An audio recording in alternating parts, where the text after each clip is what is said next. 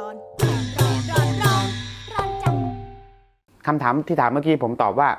มีการจัดวาง แต่ก่อนจัดวางอ่ะมันมีธรรมชาติแบบนี้มาก่อน ค่ะ นึกออกไหมครับผมก็จะมองว่าอ๋อลูกมันเป็นอย่างนี้อ๋อเมียเป็นอย่างนี้ แล้วผมก็จะจัดวางว่าทำยังไงให้มันสนุกอะไรนี้อ๋อธรรมชาติของลูกมันอย่างนี้มันชอบเถียงพ่ออะไรเงี้ยนะชอบเถียงพ่อก็เลยจัดวางว่าให้มันเป็นคาแรคเตอร์แบบนี้พอจัดวางแล้วพอเราปล่อยออกไปอย่างนี้มีความรู้สึกว่าอ๋อคนดูเก็ตอินแบบนี้เรื่องราวแบบนี้ มีทั้งจัดวางและไม่จัดวางอ่ะตอบอย่างนี้นะพี่แล้วแต่ โดยรวมหลักๆ แล้วก็เป็นธรรมชาติของ เป็น ครอ ธ บ รรม ครัว ชาติ เนาะไม่ได้แบบว่ามาใช้คำว่าสร้างภาพให้มันดูสวยงาม เอาสิ่งที่เป็นธรรมชาติในครอบครัวมาจัดวางนะครับ ค่ะ นั่นแหละครับ มันเลยไปโดนใจคนดูไง ใช่ไหม คะ ฮะ เพราะว่าบางทีเนี่ยการที่เราไปจัดวางหรือว่าเซตมากไปคนก็อาจจะแบบไม่น่าจะใช่หรือเปล่าแต่ด้วยความเป็นธรรมชาติ ครับ ความเป็นธรรมชาติและความน่ารักของพ่อลูกแล้วก็ภรรยาอยู่รวมกัน และมีเพลงไทยเข้ามาผสม และไม่ใช่เพลงไทยที่ธรรมดา ครับ ค่ะ อันเนี้ยจอยคิดว่าน่าจะเป็นจุดเด่น อ๋อ ที่ ครับ ทำให้ทุกๆคนชอบดู ตรงนี้แหละ ค พี่จอยผมอยากจะบอกท่านผู้ชมว่าก่อนที่จะทำอะไรมันจะต้องมีพื้นฐานให้แน่นก่อนอะไรเงี้ยใช่ไหมถ้าเราจะทะลุไปไหนเนี่ยเราต้องมีรากฐานต้องมีพื้นฐานแน่นก่อน ด้วยความว่าที่ว่าผมถูกให้เรียนอะไรที่มันเป็นรากเหง้าดั้งเดิมโบราณอย่างเงี้ยผมเริ่มจากเพลงไทยมันต้องคล้องวงเงียนมันต้องเริ่มจากสาธุการคือผมเริ่มจาก ทงทงเต็งเต็งเต็งเนี่ยอันนี้คือดั้งเดิมโบราณสุดๆคือผมเรียนโบราณผมมีข้อมูลแน่นอยู่แน่นพอผมมีเมโลดี้เป็นดนตรีไทยใช่ไหมผมก็มีความเข้าใจแล้วก็มีจินตนาการในด้านสากลอย่างเงี้ยผมก็เอามาผสมผสานได้สบายเพราะว่าผมมีอะไรของผมเยอะแยะอยู่ในหัวผมอะไรเงี้ยมันก็เลยไม่เหมือนชาวบ้าน โอเคค่ะคุณผู้ชมคะเดี๋ยวเราไปแอบดูห้องดนตรีของบ้านหลังนี้กัน เบื้องหลังของการทำงานทำคลิปล้านวิวนะคะ และก็จะมาคุยกันในเรื่องของการรับงานอีเวนต์ต่างๆ ซึ่งรับกันเองด้วยนะคะ ครับ เดี๋ยวเราจะมานั่งคุยกัน และพลาดไม่ได้จะต้องมีน้องเพชรมานั่งคุยด้วยค่ะ มาครับ เดี๋ยวเราไปชมกันช่วงหน้าค่ะ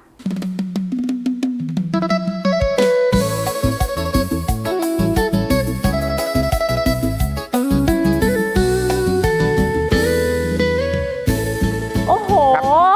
นี่คืออุปกรณ์นะคะ เครื่องดนตรี พี่อ้นคะ ครับผม ทำไมแบบเยอะขนาดนี้ เยอะเพราะว่าค่อยๆมันมีงานเยอะครับ มีงานเยอะ นี่ไง เห็นไหม รับงานเยอะก็เลยมีงานเยอะของก็เลยต้องเยอะด้วย ใช่ เท่ากับว่าทุกวันนี้ดนตรีไทยก็มีคนสนใจมากขึ้น โอ้มันมีคนสนใจมากขึ้น มันก็อยู่ที่ว่าเราจะปรุงมันยังไงอะไรเงี้ยจัดวางมันยังไง ฝรั่งชอบไหมพี่ ชอบมาก ชอบมาก นี่ก็โอ้โหไปเล่นถ้าเล่นต่างประเทศนี่คือเป็นที่ทึ่งเลยแหละล่าสุดผมไปเอ็กโปเนี่ย World Expo มาครับไปมา6 เดือนทีมเพชรแสงก็ไปโชว์ศิลปะวัฒนธรรมเนี่ยเครื่องดนตรีที่กองวางอยู่หน้าบ้านผมนี่แหละ เท่า เอา กับ ไปโชว์ ว่า ต่างชาติ กลองเซตนี้ทุกอย่างนี่คือเราใช้ทำงานจริงหมดเลย ใช้ทำงานจริง คือคนสมัยใหม่หรือว่าเด็กสมัยใหม่ ค่ะ บางมุมอะไรเงี้ยอาจ ค่ะ จะมองว่าดนตรีไทยมันเชยหรือเปล่าอะไรเงี้ยนะแต่สำหรับผมแล้วไม่เชยเลย ผมมั่นใจที่จะเอาเครื่องดนตรีพวกเนี้ยมาวางไว้หน้าบ้านเลย อืม ใครขับผ่านไปผ่านมาก็ได้เห็นเลยว่าเนี่ยเราชอบอะไรไทยๆแบบนี้ อืม นะครับ แต่ เรียกว่า ค่ะ อันนี้ อันนี้เรียกว่าอะไร เรียกว่ากลองทัด กองทัด อ่ะถ้าอยู่ในวงปีพาดเรียก ค่ะ กลองทัด ไม่ใช่กองทัดนาตะกั่วทุ่ง ไม่ใช่ครับอันนั้นคนละทัดแล้วครับ ถึงโป๊ะคือถ้าอยู่ในวงปีพาดประกอบโขนประกอบ ค่ะ ละครเขาเรียกว่ากลองทัด กองทัด อยู่ในวัดเรียกว่าอะไรครับ กองวัด ก็ใช่ครับกองวัดกองของวัดใช่ครับกลองเพลง กองเพลงอ๋อก องเพลงกองเพลง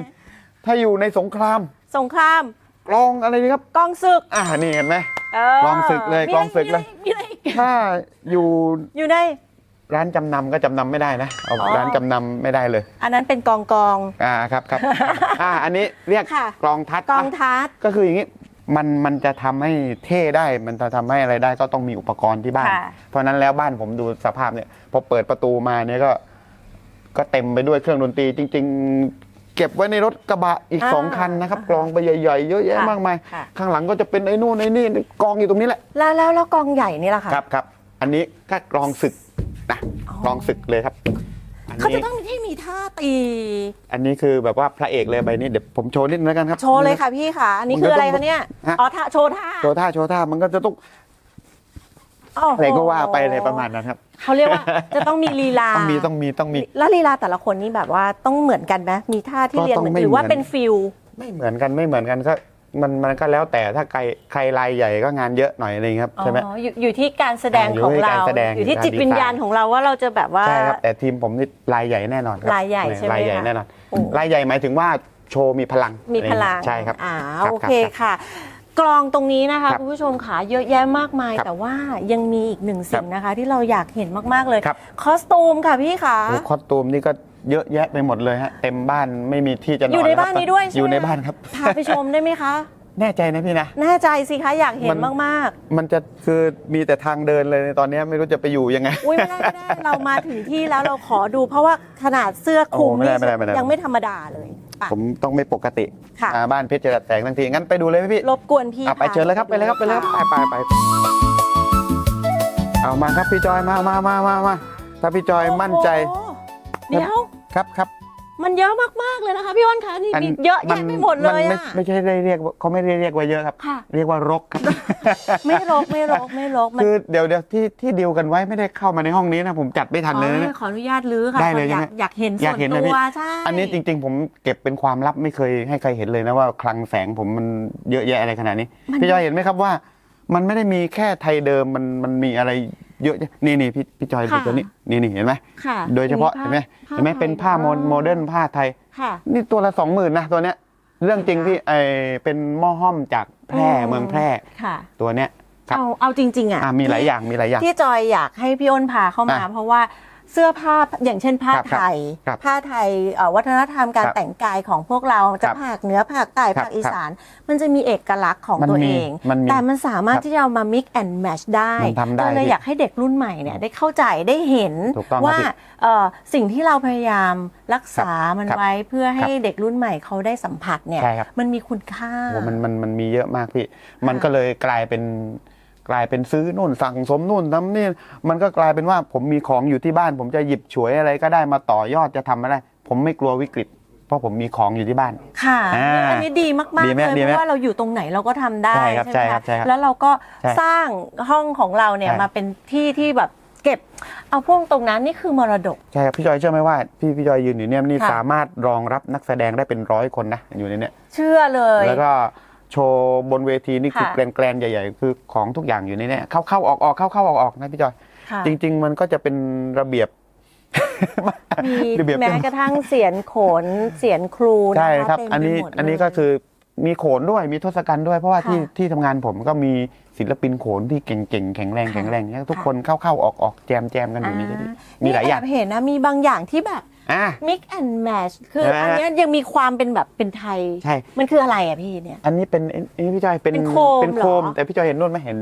อันนั้นคืออะไร บนหัวชดา ชดา ไหมเห็นไหมเราทำเป็น ชดาใช่ไหมคะ ใช่ครับเห็นไหมบางทีชดาเราก็เป็นหัวบนเนี่ยเราเป็นดอกไม้เป็นอะไรก็ได้อะไรอย่างเงี้ยค อั รับ นนี้คือการดัดแปลง ใช่ครับ ดัดแปลงให้มันเข้าทันยุคทันสมัยโมเดิร์นขึ้น ให้มันโมเดิร์นขึ้นนะครับ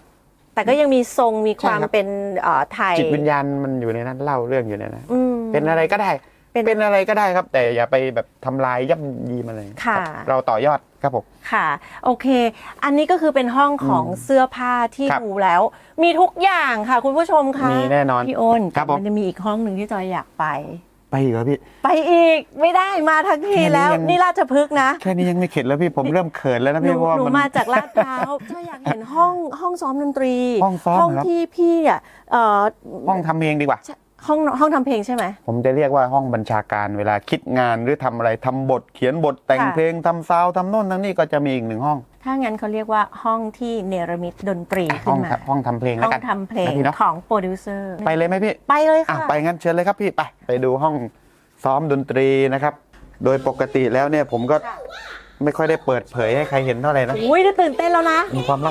บนี่พนักงานผมกำลังพนักงาน ถ้าไม่ได้ทำงานเราเรียกว่าลูก แต่ว่าถ้าใช้งานเราเรียกว่าพนักงาน อ๋อ สวัสดีค่ะ เพชรน้องเพชรสวัสดีก่อนสวัสดีก่อน ค่ะ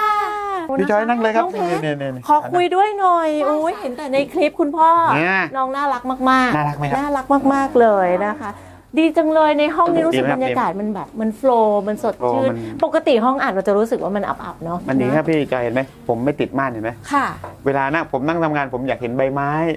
บางทีก็มีกระรอกวิ่งไปวิ่งมามีนกมาเกาะมีอะไรเงี้ยมันได้มาก บางทีก็มีตัวเงินตัวทองเลื้อยมีก็มีนะเดินไปเดินมา ตุ๊กแกอะไร ตุ๊กแก อะไรอย่างงี้ มันโล่ง ทำให้เราสบายใจแล้ว ใช่ คิดงานออก ครับ โอ้โห นี่คือสตูดิโอที่คุณพ่อคุณลูกทำงานด้วยกัน ใช่ครับ คือจริงๆ ไม่ได้เป็นสตูดิโออะไรพี่ก็นั่นแหละห้องทำงานเล็ ห้อง ก ทำงานของครอบค ๆ รัว ของครอบครัว จากคลิปที่เราเห็นก็มาจากห้องนี้เนี่ยแหละ ทั้งคลิปทั้งงานที่ขึ้นไปอยู่บนเวทีในประเทศไทยหรือต่างประเทศนะเกิดจากตรงนี้ อ๋อ เกิดจากตรงนี้ก่อน ค่ะ แล้วไอ้คอนเซปต์พี่เอส7 วิเนี่ย เคยได้ยินมาอย่างนั้นใช่ไหม เคยได้ยิน ถ้า มันมายังไง ถ้าทำคลิปนะครับคลิป TikTok เนี่ยผมได้รับแรงบันดาลใจจากพี่เอส7 วินะครับเพราะพี่เอส7 วิแกที่ร้องแรปสั้นๆอะไรเงี้ย ค่ะ อันนั้นเรื่องคลิปได้แรงบันดาลใจจากพี่เอสนะเพื่อนเนาะ ใช่ แต่ถ้าเรื่องงาน ชอบดู อีเวนต์อะไรอย่างเงี้ยเนี่ย ค่ะ ก็จะอีกแบบหนึ่งนะครับงานอีกแบบงานแกรนด์โอเพนนิ่งโชว์นี่ก็มันจะอีกโลกหนึง งั้นขอสรุปนิดนึงก็คื ได้ อเท่ากับว่าตอนช่วงวิกฤตเนี่ย ครับ ที่เจอโควิดเนี่ยนะ ครั คะ บ พี่ก็ได้รับแรงบันดาลใจจากพี่เอส7 วิ ใช่ครับเรา ใช่ไหม ทำคลิปกันตรงนั้น ก็เลยคุยกันระหว่างพ่อลูก ครับ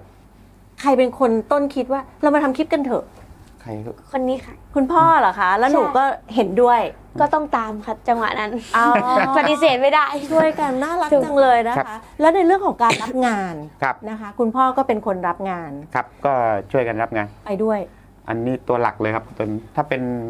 ยังก็เป็นนักร้องนำมานะเป็นศิลปินเนอะ เป็นทุกอย่างให้เธอแล้ว เป็นทุกอย่างให้เธอแล้ว ดีมาก ตอนนี้อายุเท่าไหร่คะน้องเพชรคะ 16 ปีค่ะ อายุ ครับ 16 ช่วยคุณพ่อได้ขนาด โอ้ นี้ ก็ เลย ตั้งแต่5 ขวบอะเนาะ ค่ะ แล้วน้องเพชรช่วยอะไรบ้างอันนี้น้องเพชรลอง โอ้ ลองบอกพี่จอยหน่อย โอ้ สิให้ขออนุญาตเรียกพี่นะ ได้ค่ะเรียกพี่แน่น อ้า อ วน เพชรเล่าช่วยอะไรบ้าง ถ้ เล่าเลย ก็จริงๆ แทบทุกอย่างเลยค่ะ เพราะคุณพ่ออยากให้ฝึกทำทุกอย่างเลยก็ ค่ะ ถ้าตอนนี้ที่รู้สึกว่าทำอยู่ก็มีอัดร้อง มีถ่ายคลิป ตัดคลิปเป็นแอดมินช่วยลงงาน โอ้ นี่แอดมิน ค่ะ แอดมิน แอดมินช่วยลงงานเวลาไปงานก็จะถ่ายรูป ค่ะ ค่ะ แล้วก็มีอะไรอีกเล่นดนตรี อ่า เล่นดนตรีแล้วก็ทำเครื่องประดับค่ะ ค่ะ เครื่องประดับที่ใช้แสดง เออ เพิ่งทำไปเลยเมื่อวานได้นอนตี เป็นทุกอย่างให้เธอ 3ถูกต้อง แล้ว ทำทุกอย่าง ทำ ทุกอย่างเลย ก็ เก่งจังเลยคุณพ่อภูมิใจในตัวลูกมากๆแน่ๆ ก็ภูมิใจที่เซฟไม่รั่วไหลดีครับ มันดีมากครับ จ้าง1 หน่วย จ้าง1 หน่วย ได้ทุกอย่าง โอ้แต่เบิกตลอดเวลาครับ อ้าวเหรอคะ โทรทั้งวัน อ๋อเบิก สิทธิพิเศษ ก็คือไม่ได้จ่ายเป็นรายเดือนนะคะ จ่ายเป็น เป็นรายวัน จ่ายเป็นรายว่าแล้วแต่เมื่อไหร่จะยกหูมา อ๋อค่ะ อย่างนี้ก็เท่ากับว่าพ่อลูกคุยกันโปรดิวซ์ด้วยกัน ครับ ร่วมกันทำ ใช่ ใช่ไหม ครั คะ บ เท่ากับว่าคอนเซ็ปต์ที่มันเกิดขึ้นน่ะที่ทั้งคนในวัยเรา ครับ และเด็กรุ่นใหม่ ครับ จอยกันได้ก็เพราะสาเหตุนี้หรื มั อน เปล่า มันอย่างนี้แล้วพี่จอยผมเป็นรุ่นที่เราผ่านอะไรมาเยอะแล้ว ค่ะ แล้วเราก็มีเด็กอยู่ในบ้าน ค่ะ เราก็จะรู้ว่าเด็กเขาเล่นอะไรเขาทำอะไร อืม ส่วนผู้ใหญ่เราก็รู้ว่าโอ้สังคมคืออะไร ค่ะ ความเป็นโลกในเนี้ยคืออะไร เด็กคืออะไร แล้วผมก็หาช่องโอกาสนี้แหละผมเอาลูกกูนี่เลยวะเอามาผสมผสานนู่นนี่นั่น สร้างงานขึ้นมาเพื่อให้คนรุ่นเก่าดูได้คนรุ่นใหม่เข้าถึงนี่แหละครับคือ อ ที่ ย่างนี้ มา เท่ากับว่าขอทราบอีกนิดนึงนะครับ พ่อลูกทำงานด้วยกัน ครับ มีไอเดียที่ขัดแย้งกันบ้างไหม อ้าวเพชรว่าไงลูก บ่อยครั้งค่ะ บ่อยครั้ง ทุกวันค่ะ ใครดื้อสุด ทั้งคู่ค่ะ อ๋อดื้อทั้ง ทั้ง คู่ คู่ดีกว่า อ่ะแล้ว ใช่ไหมเอาเมาเลย ทั้งคู่ดีกว่าค่ะพูดแค่นี้ เป็นยัง พอ ไงเมาเมาเมา เมาเลยเมา พ่อ พ่อไม่ได้ยิน พ่อ มั ไม่ น ได้ยิน ก็ด้วยความที่มันเป็นคนละวัยนี่แหละค่ะ มันก็เลยมีความคิดที่แตกต่างกัน เขาก็จะชอบพูดว่าเขามีประสบการณ์มาก่อน เขาเกิดมาก่อนหลายปี ส่วนหนูเนี่ยก็จะเป็นคนรุ่นใหม่ที่ประสบการณ์หนูเกิดคนละยุค อย่างเช่น ยุคเขาเนี่ยเป็นยุคไม่มีโทรศัพท์ แต่ยุคหนูมันเป็นยุคมีโทรศัพท์ ซึ่งมันก็แตกต่างกันแล้ว เจ็บปวด เพชรสองคนนะเอาต่อเลยกำลังโฟอ่ะ มันก็เลยจะขัดแย้งกันนิดหน่อย แต่ก็มันก็สามารถกลับมาคุยกันได้ เพราะว่าด้วยความที่เขาเอาความเป็นเขามาผสมกับหนูเอาความเป็นรุ่นใหม่มาผสมกับเขา ดีจบดี คืออย่างนี้เผื่อท่านผู้ชมจะเป็นประโยชน์ต่อ ผมเคยบังคับมากเลย บังคับลูกแบบตีดุเลยร้องไห้จนลูกไม่เอาดนตรีเลย ผมต้องหยุดสอนดนตรีไป2 ปีเลย ค่ะ ให้เขาหยุดหลอนก่อน เพราะฉะนั้นข้อหนึ่งอย่าบังคับลูกนะครับ ปล่อยให้เป็นไปตามธรรมชาตินะครับพอผ่านไป2 ปีผมมาเริ่มใหม่ใช่ไหมเริ่มใหม่ค่อยเริ่มใหม่ค่อยๆเป็นค่อยๆไป เพราะอะไรรู้ไหมครับเพราะว่าพ่อเนี่ยก็ใช้ความเป็นพ่อนี่มันลูกกูมึงต้องทำตามกูส่วนลูกก็ใช้ความเป็นลูกนี่ลูกนะอะไรเนี่ยมันจะเป็นอย่างเงี้ยเพราะฉะนั้นพ่อตัวดีเลย พ่อจะต้องเฉลี่ย ต้องรู้ว่าลูกคืออะไรเฮ้ยวัยนี้มันดุมากไม่ได้แล้วนะ มันอะไรประมาณนี้ครับนี่เล่าให้ท่านผู้ชมฟังเผื่อเป็นประโยชน์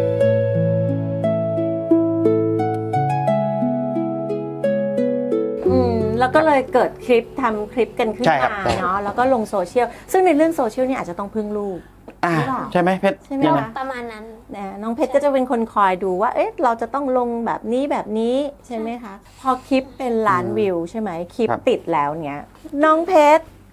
มีคนจำหนูได้ไหมหรือว่าชีวิตหลังจากที่คลิปมันติดแล้วยอดวิวมันติดแล้วเนี่ยชีวิตหนูเปลี่ยนไปยังไงบ้าง สำหรับหนูเปลี่ยนไหมครับเปลี่ยนแต่ว่าไม่มีใครจำหนูได้ อ้าวทำไม เพ ล่ะ ราะหนูเปลี่ยนไปทุกวัน เปลี่ยนคาแรคเตอร์ หนูเปลี่ยนไปทุกวันตั้งแต่ตอนช่วงยุคโควิดนะคะหนูก็จะเป็นอีก 10 คาแรคเตอร์หนึ่ง ขวบ จน10 ขวบ ตัดผมสั้น โตมาก็จะเริ่มกินเยอะตัวประมาณนี้เลยค่ะ แต่ว่า ทรงผมการแต่งตัวหนูเปลี่ยนไปในทุกๆวันเพราะว่าสังคมหนูมันก็เปลี่ยนไปเรื่อยๆ มันก็เลยเกิดการเปลี่ยนแปลง เวลาไปข้างนอกเนี่ยจะไม่ค่อยมีใครทักหนู ส่วนมากจะเป็นคุณพ่อที่จำได้เพราะว่าเขาแทบจะเหมือนรูปปั้นที่เหมือนเดิมมา10 กว่าปี ไม่มีการเปลี่ยนแปลง เหมือนแบบถูกล็อกไว้อย่างนั้นเขาก็เลยจำได้ ค่ะคาแรคเตอร์คุณพ่อเขาชัดอยู่แล้ว ใช่ค่ะแล้วก็สำหรับหนูถ้าการเปลี่ยนแปลงเหรอคะหนูรู้สึกว่าด้านการทำงานที่โรงเรียน ค่ะ ไปใช้ที่โรงเรียนได้ ใช่หนูรู้สึกว่าอย่างแต่ก่อนเนี่ยหนูจะเป็นคนที่รู้สึกว่ายังไม่ค่อยกล้าลงมือทำอะไรเท่าไหร่แต่พอได้ทำอย่างงู้นทำอย่างนี้มากขึ้น ได้รู้จักคนภายนอกมากขึ้นโซเชียลเริ่มรู้จักเราเพื่อนเริ่มรู้จักเราคุณครูเริ่มรู้จักเราเขาให้เราเริ่มทำอะไรใหม่ ๆ มากขึ้น แล้วก็ได้ มีคนยอมรับในตัวหนูมากขึ้น ชอบไหมคะ ชอบ เพราะว่าดูแล้วเขามีความแบบ ครับ มีความเขาเรียกว่าอะไรมีครีเอทีฟ ครับ มีความครีเอทีฟอย่างเช่นที่เขาบอกว่าเขาเปลี่ยนไปเรื่อยๆนี่คือตอบคำถามกับตอนช่วงแรกที่จอยเคยถามพี่ไว้ว่า ได้สร้างคาแรคเตอร์กันไว้หรือเปล่า ใช่ใช่ เนอะ ใช่ใช่ครับ พอน้องตอบแล้วคือมันด้วย มัน ตัว เป็นตามธรรมชาติ ธรรมชาติขอ มั งเขาเอง เป็นไปตามธรรมชาติ ใช่ ครับ ค่ะโอ้โหเก่งมากๆพี่ขอชมนะคะพี่อ้นค่ะ ครับผม รับราชการด้วย ใช่ครับ เลี้ยงลูกด้วย ครับ เป็นครีเอเตอร์ด้วย ครับ พี่แบ่งเวลายังไงคะ ก็ต้องแบ่ง จริง ก็ต้องแบ่งเวลาครับมันก็ยากเหมือนกันเนาะ ค่ะ เพราะว่าราชการนี่มันก็จะต้องไปเขาเรียกอะไรจันทร์อังคารพุธพฤหัสแล้วสำนักการสังคีตเนี่ยมันมีเสาร์อาทิตย์ด้วยอะไรเงี้ยครับ ค่ะ ไปราชการต่างจังหวัดไปพระราชพิธีไปนู่นมานี่อะไรเงี้ยจริง ๆ ก็ต้องแบ่งเวลาเลยครับ แบ่งเวลา คืออันดับแรกเลยเนี่ยเราอย่าลืมว่าเราหน้าที่หลักของเราคืออะไร หน้าที่หลักของเราคือรับราชการรับใช้แผ่นดิน ค่ะ เป็นไงครับ นี่ยิ่งใหญ่เกิน รอไหมครับ มือให้คุณพ่อ ลอยแล้วลอยลอย ลอยแล้ว จริง ค่ะ ๆครับจริง ๆ คือเราต้องแบ่งเวลามากๆเลย แล้วก็ต้องอดทนแล้วเราตั้งเป้าของเราว่าครีเอเตอร์คอนเทนต์มันก็อยู่ในชีวิตประจำวันนั่นแหละเวลาผมไปราชการ ผมก็ทำคอนเทนต์ตรงนั้นได้ หลายคนที่ติดตามผมเป็นแสน ผมไม่ถึงล้านนะเป็นแสนเนี่ยก็แฟนละครโขนนู่นนี่นั่นที่ผมโพสต์นั่นแหละ แต่เรามีวิธีการเราใช้ในตรงนั้นแหละมาต่อยอดด้วย น้องเพชรหนูทำพวกเนี้ยนะคะ มาตั้งแต่อายุเท่าไหร่คะ เอาจริงๆถ้าคุกกี้มันคุกกี้แต่เกิด แต่ถ้าเริ่มทำแบบจริงจัง5 ขวบ 5 ขวบ แล้วหนูมองอนาคตข้างหน้าไหมว่าหนูจะไปเส้นทางไหน สำหรับหนูอยากเป็นศิลปินค่ะ แต่ศิลปินที่ทำได้ทุกอย่าง เพราะหนูเป็นคนชอบทำทุกอย่างมากๆ ไม่ว่าจะเป็นเบื้องหลังเบื้องหน้าหนูชอบทำหมดเลย ศิลปะ หรือวิชาการประวัติศาสตร์หนูก็ชอบทั้งหมดเลยหนูเป็นคนที่รู้สึกว่า อยากทำงานในอนาคตที่ทำให้ตัวเองมีแต่ความสุข แล้วก็ได้ทำในสิ่งที่ตัวเองชอบ ค่ะ ประมาณนั้น และสิ่งที่ทำนี่คือความสุขของหนูแล้วใช่ไหมคะ ก็บ้าง ทำไมตอบไม่ค่อยเต็มปากเต็ม มี คำ บ้างบางเวลา มีบ้างบางเวลาเนาะ แต่ว่าส่วนตัวนะคะครูจอยก็จะมีอาชีพเป็นคุณครูสอนการแสดง อ๋อ คุณพ่อ ครับ คุณลูกมีแววนะคะ มีแววเหรอครับ มีแวว เอาทีทุกอ่ะ เป็นคนที่พูดจาฉาฉานครูว่าไปต่อได้นะคะ ไปต่อได้ ใช่ คือใช้วิธีการฝึกทำงานจริงทำงานจริงนี่เวลาผมมีงานการแสดงที่จะต้องพากย์เสียงอะไรเงี้ย ก็ใช้เขาพากย์เสียง เป็นเสียงเด็กเสียงผู้ใหญ่เสียงนู่นเสียงนี่เสียงนั่นเราจะพากย์กันเอง เราไม่ได้จ้างคนอื่นมาพากย์เลย เราจะเป็นอีกเสียงหนึ่งเลย ค่ะ อะไรอย่างเงี้ยเราจะเป็นอีกเสียงมันก็เลยทำให้แบบพูดจาฉะฉานชัดเจนมากครับ แล้วก็ขึ้นเวทีเยอะผ่านเวทีเยอะอะไรอย่าง พ เงี้ อย ค มา รับ ตามจุดต่าง ครับ ๆ เริ่มตั้งแต่หน้าบ้าน ครับ เดินเข้ามานั่งคุยกับพี่อ้นนะ ครับ แล้วก็เข้ามาเจอน้องเพชรไปดูในชุดในห้องคอสตูมอีก ครับครับ ทุกอย่างมันเกิดขึ้นในบ้านนี้ เกิดขึ้นในบ้านครับทุกอย่าง นะคะ แล้วก็พี่อ้นก็เปลี่ยนวิกฤตให้เป็นโอกาส แล้วก็ไม่ได้พี่อ้นเป็นคนเดียวที่จะต้องรับภาระนี้ ใช่ครับ ทั้งครอบครัวช่วยกันผลักดันแล้วข้ามผ่านอุปสรรคนั้นไปได้ ผมต่อยอดตรงนี้เลยผมอยากจะบอกท่านผู้ชมนะฮะว่า ได้ค่ะ คือทุกคนเนี่ยที่กำลังชมอยู่เนี่ยขอให้คิดเลยว่าสุดท้ายแล้วเนี่ยสิ่งที่จะนำพาเราไปก็คือครอบครัวนี่แหละครับ จริง คนในบ้านนี่แหละครับ ค่ะ ไม่ต้องไปคาดหวังอะไรเยอะแยะมากมายเลย จะเกิดวิกฤตอะไรก็แล้วแต่คนที่อยู่เคียงข้างเราเนี่ย มันจะพาเราไป เพียงแต่ว่าเราต้องจอยกันจ้ะ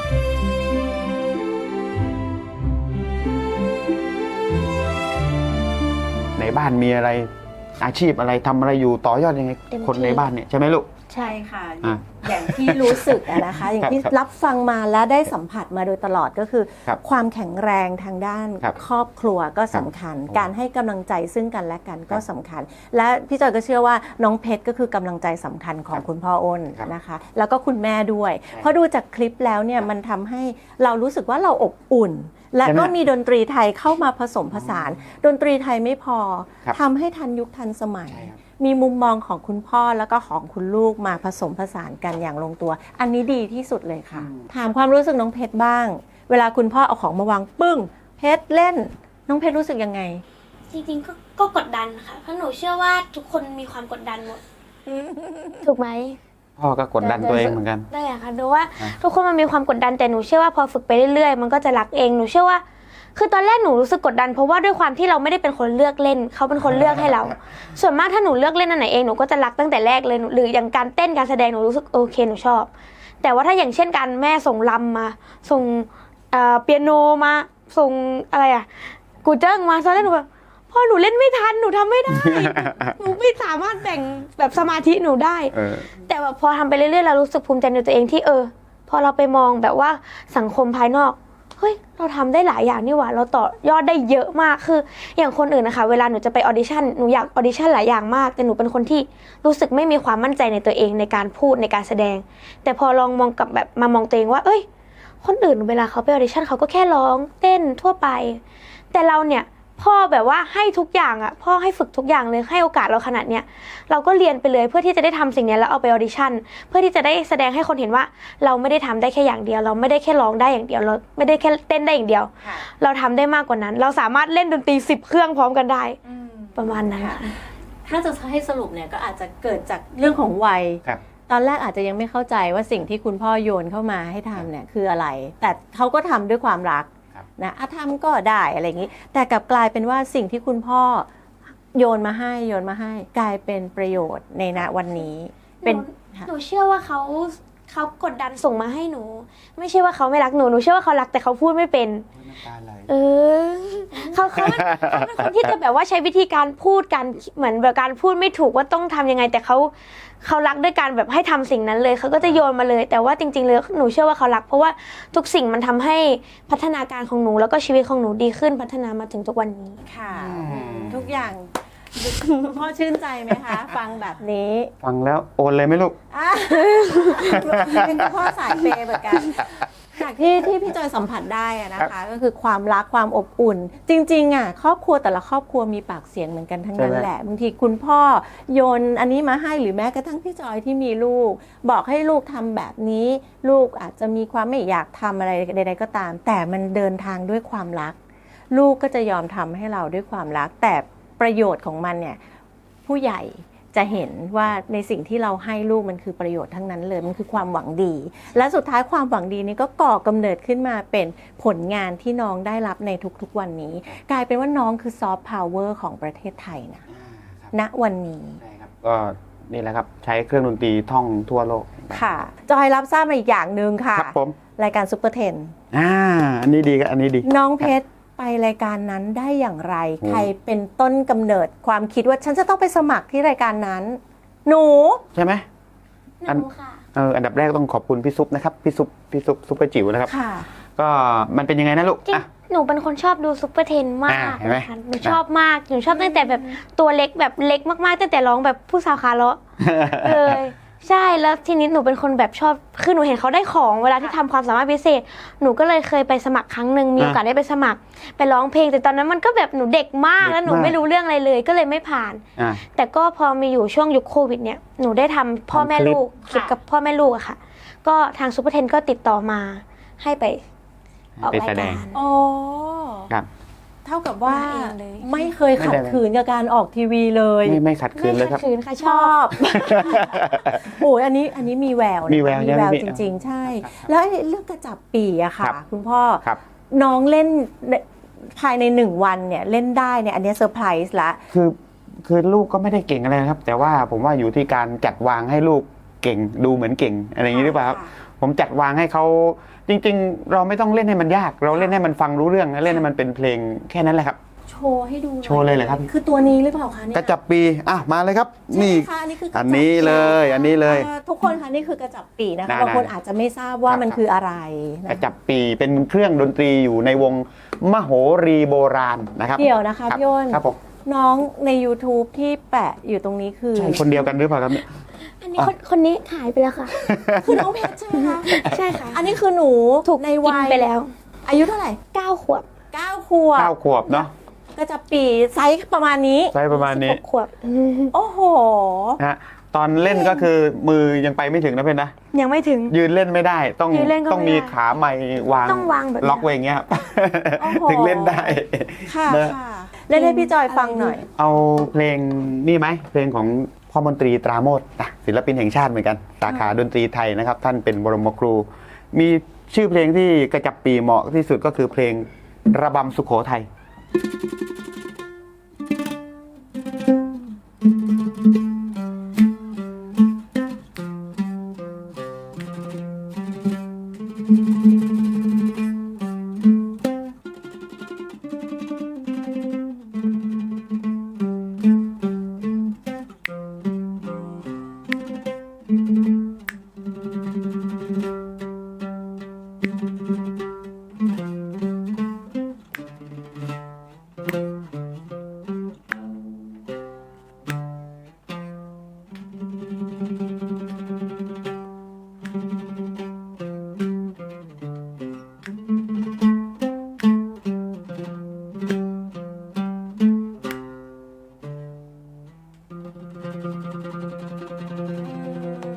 พี่จอยลองนึกว่าหลับตานึกว่า สมมุติว่าเรานั่งอยู่ในวัง ใช่ ในราชสำนักอะไรสักอย่าง ใช่ ขับ ค่ะ กล่อม เสียงระฆังเสียงกระดิ่งเงียบๆเสียงนกเบาๆแล้วก็ไม่มีเสียงรบกวนใดๆแล้วก็มีเสียงกระจับปีลอยมันมีมนต์ ตะ ขนาด กี้ ไหน ก็หลับตาไปนิดนึง หลับตาไป นึกว่าตัวเองเป็นแม่หญิง นึกว่าสบายมาเลย มาเลยใช่ไหมครับพี่ ใช่ลุงนี้เปลี่ยนชุดดีกว่ามานั่งในนี้ มันไม่ใช่เป็นเครื่องดนตรีสมัยใหม่มันเป็นเครื่องดนตรีโบราณที่ ค่ะ มันแทบจะหายไปละ ในฐานะที่พี่อ้นเนี่ย ครับ น่าจะมีความรู้ในเรื่อง ครั นี้ บ แน่นอน ครับ รบกวนให้ข้อมูลนิดนึงได้ไหมคะว่า ได้ ก ครับ ระจับปีเนี่ยที่มาที่ไปของเขาเป็นยังไงคะ ผมรวบรัดสั้นๆง่ายๆเลย ค่ะ กระจับปีนี่เป็นเครื่องดนตรีโบราณ ค่ะ นะครับสมัยสุโขทัยอยุธยาไล่มาเรื่อยๆ เป็นเครื่องดนตรีที่ราชสำนักเอามาอยู่ในวงมโหรีโบราณ ค่ะ ใช้ขับกล่อมในพระราชพิธีต่าง ค่ะ ๆ แต่ไม่ใช่ตัวนี้นะครับ ตัวนี้เพิ่งซื้อมา นะครับแค่นั้นเองนะครับ ค่ะ แล้วก็มันก็มีอยู่ทั่วพื้นที่ของประเทศไทย ที่อีสานก็มีที่เหนือก็มี ค่ะ ต่างประเทศเพื่อนบ้านก็มี ค่ะ พูดง่ายๆคือแต่ก่อนมันยังไม่แบ่งภาคเศรษฐกิจยังไม่แบ่งประเทศ เครื่องดนตรีมันก็เลยอยู่กระจัดกระจายอยู่ตรงนี้นี่ ค่ะ แต่พอพื้นที่ประเทศมาแบ่งพื้นที่ภาคมาแบ่งภาคเศรษฐกิจ ค่ะ เมื่อไหรอันนี้ของกูอันนี้ของมึง ค่ะ ไอ้นี่ของนี่อันนี้จริง ๆ แล้วมันเป็นเครื่องดนตรีที่มีโดยทั่วไปในเซาท์อีสเอเชียก็ได้อะ ใช่ อย่างเงี้ยนะ จริงๆ เครื่องดนตรีมันก็เป็นการที่ ครับ ผสมผสานกันได้ ครับ ทุกประเทศ ใช่ครับ ทุกยุค ใช่ เราเกิดมายุคเดียวกัน เราก็ใช้แชร์ริ่งกันเหมือนกีตาร์ค่ะ ใช่ครับ กีตาร์ก็ทั่วโลก เป็นสากลเป็นสากล ในที่สุดมันก็เดินทางมาเรื่อยๆ จนพออยู่ในวงโมรีโบราณมันหมดความสังเกตนะครับว่าแทบจะไม่ค่อยได้เห็นหน้ามันเลย ค่ะ แทบจะไม่ค่อยได้เห็นเลย เพราะว่าหมดความนิยมในการเล่นหนึ่งไม่มีผู้เล่นสองมันเบา เสียงเบามาก เสียงมันเบาเห็นไหมครับ มันเบาแล้วมันกลายมาเป็นจะเข้แทน แต่ละวิทยาลัยนาฏศิลป์เนี่ยมีแทบจะทุกที่วางไว้ แต่ผมไม่ค่อยได้เห็นดีดกันเท่าไหร่อะไรเงี้ย แต่ก็มีทุกวิทยาลัย เพิ่งเห็น นะ กลับมาเล่น ที่กรมศิลป์ก็มีวางอยู่ แต่ก็ไม่ค่อยได้เห็นไม่มีเล่นเลยนะ จนวันนั้นแหละ พวกเราเอามา เอา เล่น มาเล่นเขาก็กลับมาเล่น แล้วผมคิดว่าผมกับน้องเพชรมีส่วนที่เหมือนปลุกวิญญาณปลุกเครื่องดนตรีชิ้นเนี้ยให้คนรู้จักกันเยอะแยะมากมายดูจากอะไรรู้ไหมครับ เจ้าของทำกระจับปีเขาบอกโอ้โหมีคนซื้อสั่งกระจับปีกันเต็มเลยเพราะน้องเพชรไปดีดที่ซุปเปอร์เทน ค่ะ เนี่ยมันผมว่าก็เลยต่อยอดอายุของกระจับปี ค่ะ คนเนี้ยยาวไปเท่าอายุกับของเขาอีก ค่ะ กระจับปีอยู่ในโลกนี้ต่อไปอีก60-70 ปีเหมือนที่พี่ซุปพูดในรายการเห็นไหม ต้อง เพราะว่าเราเริ่มต้น ทีนี้ต้องขอบคุณ ใช่ น้ ค อ รั ง บ เพชรที่ไม่เลือกที่จะเอา ค ด รับ นตรีที่มันถูกลืมไปแล้ว ครับ เครื่อง ครับ ดนตรีที่ถูกลืมกลับมาใช้ในยุคปัจจุบัน มันเลยทำให้เครื่องดนตรีชิ้นนี้เนี่ยไปต่อได้อีกหลายสิบปี ใช่ครับ แต่ว่ากระจับปีเนี่ย กับ ก็เล่นได้ขนาดนี้ เล่นได้ครับ แต่ทำไมในห้องเนี่ยมีดนตรีอีกเครื่องดนตรีอีกเยอะแยะมากมาย กลองน้องก็เล่นเหรอคะลูก เล่นได้ เล่นได้ ครับ เปียโนล่ะคะ เล่นได้ และอันนั้นเขาเรียกว่า กูเจิ้งค่ะ ครูเจิ้งหนูก็เล่นด้วย เล่น ใช่ไหม ได้ คะหนูเล่นดนตรีอะไรได้บ้างคะลูก เยอะมากเลยค่ะ จริงๆก็เกือบไม่ได้ว่าเกือบทุกอย่างแต่ว่าได้ทุกแบบเพราะว่า เล่นอะไรไม่ได้ดีกว่า เล่นอะไรไม่ได้ใช่ไหม ถ้าเล่นไม่ได้ ก็อันไหนพอให้เล่นก็ต้องเล่น ก็ต้องเล่นหมดเลย สรุปว่าน้อง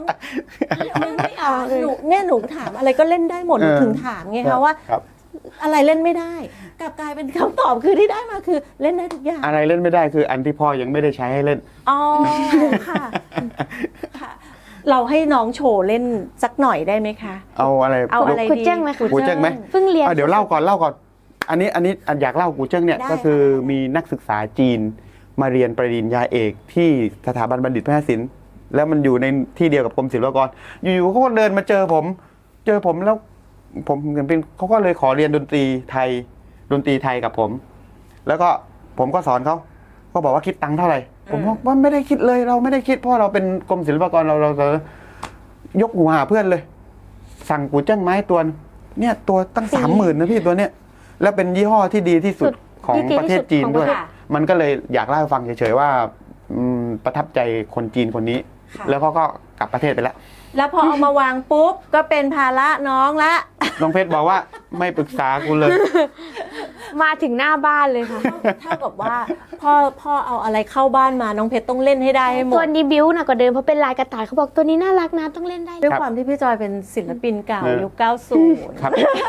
ครับ สามารถที่จะมาจอยร้องเพลงร่วมกับคุณพ่อคุณลูกได้ไหมคะ ได้แน่นอนค่ะ อุ้ยจริงปะคะเนี่ย ได้เลย ใช่ค่ะ อันนี้แอบถามเผื่อได้ ได้ สรุปว่าได้ ได้แต่ต้องอยู่ในคอนเทนต์ของเรานะ ต้องใช้ต้องอยู่ในคอน ยินดีค่ะยิน ใช่ไหม ดี เช่นพี่จอยอาจจะ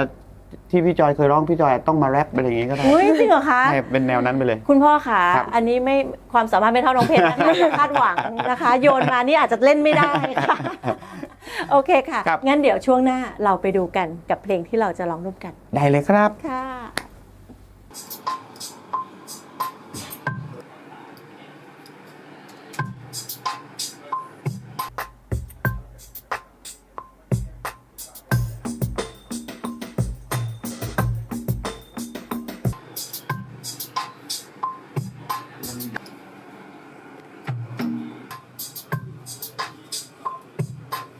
ของน้องเพชรลำดับต่อไปมีศิลปินอุ้ยตายแล้วเขินของพี่ก็แล้วแต่ที่น้องเพชรอันนี้ ตีกลองไหมคะน้องเพชรเป็นฟิลแบบเป็นฟิลเด็กๆหน่อยนะนอบน้อมหน่อยแล้วแม่อมแล้วก็ตีพร้อมกันให้มันเกิดมันเป็นเสียงแม่อมนะเพชรบอกว่าพ่อเพื่อนบ้านข้างเคียง บอกให้พ่อเพื่อนบ้านข้างเคียงแบบอยู่กันติดนะบอกให้ลดเสียงอารมณ์นี้นะเป็นอย่างนี้แล้ว ลำดับต่อไปมีศิลปินรับเชิญ ตายแล้วเขินดียังไง ตีกลองไหมคะ เดี๋ยวหนูบอกให้ แล้วก็ตีพร้อมกันให้มันเป็นเสียง นั่นแหละ แล้วก็ตีพร้อมกันให้มันเป็นเสียง เอาไว้ตรงนี้แล้วก็ตีพร้อมกันให้มันเป็นเสียงอันนี้แล้วก็ตีพร้อมกันให้มันเป็นเสียงนิดนึงอะไรเงี้ยนะ บ้านเข้าใจหรือ พร้อมกันตรงนี้ของพี่ของใช่ของพี่จะงั้นเรามาเล่นเพลงไทยไปพร้อมกันอย่างนี้นะเอาเลยไหมพี่ ได้ค่ะเอาเมื่อกี้ยังไม่เอาใช่ไหมคะ อาจจะ งั้นเรามาเล่นเพลงไทยไปพร้อมๆกัน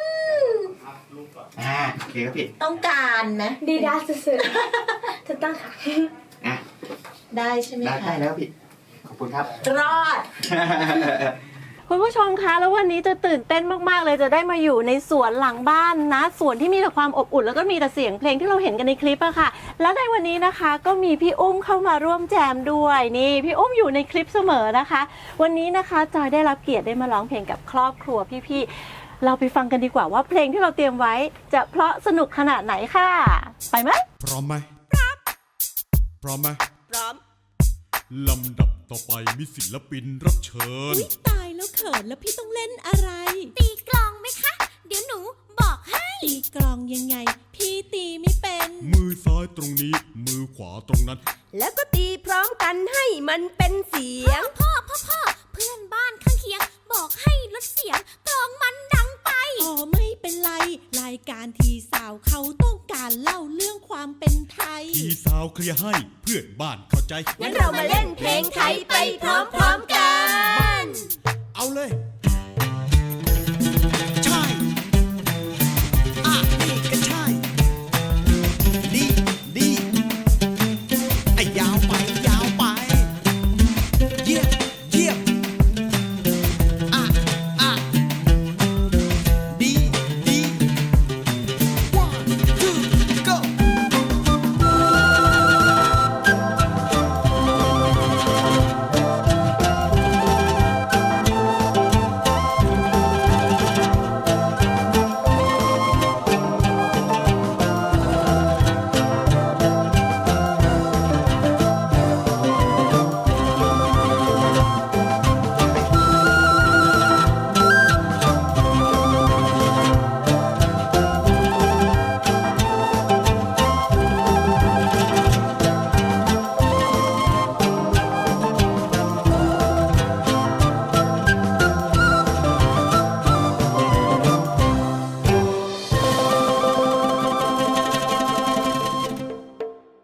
โอ้โห